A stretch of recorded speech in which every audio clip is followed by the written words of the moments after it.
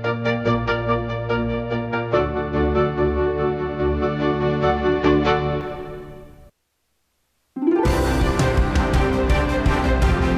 di Sapa Indonesia Malam, saya Friska Garisa. Pemerintahan Presiden terpilih Prabowo Subianto akan menambal kekurangan belanja negara 2025 dengan mengejar penerimaan negara yang bocor akibat para pengemplang pajak.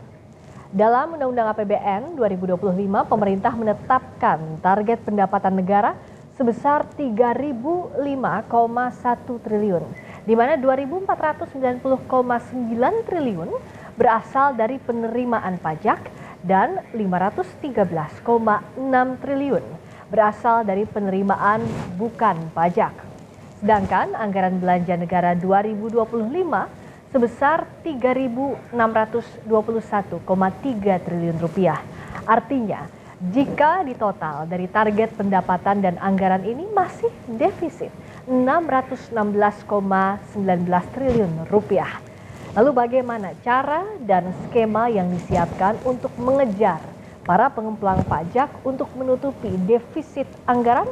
Kita bahas usai tayangan berikut. Presiden terpilih Prabowo Subianto menyebut Indonesia harus mengakui banyak kekayaan alam yang bocor. Prabowo mengklaim banyak kekayaan alam yang dikelola justru tidak dinikmati oleh rakyat. Dalam Rakornas PKB, Prabowo menyinggung soal tata kelola kekayaan alam di Indonesia. Prabowo pun menyebut Indonesia harus mengakui kekurangan dalam mengelola kekayaan alamnya. Kita sebagai bangsa punya kekurangan dalam mengelola dan menjaga kekayaan tersebut. Kita harus berani mengakui terlalu banyak kekayaan kita yang bocor. Kita harus berani mengakui banyak kekayaan kita yang seharusnya dinikmati oleh rakyat tidak sampai ke rakyat. Kita harus mengurangi kebocoran-kebocoran itu.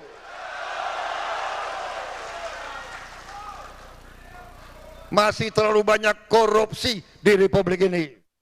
Badan Pengawasan Keuangan dan Pembangunan atau BPKP membenarkan adanya potensi penerimaan negara yang hilang sebesar 300 triliun rupiah dari sektor komoditas kelapa sawit. Meski begitu, BPKP mengklaim temuan masih bersifat sementara dan proses audit masih terus berjalan.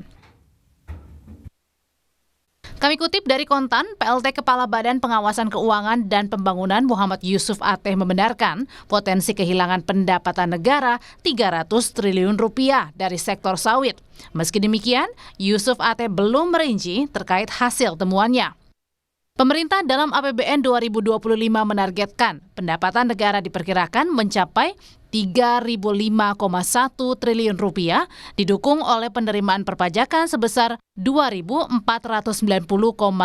triliun rupiah dan penerimaan negara bukan pajak atau PNBP sebesar 513,6 triliun rupiah. Sementara untuk total belanja negara tahun 2025 mencapai sebesar 3.621,3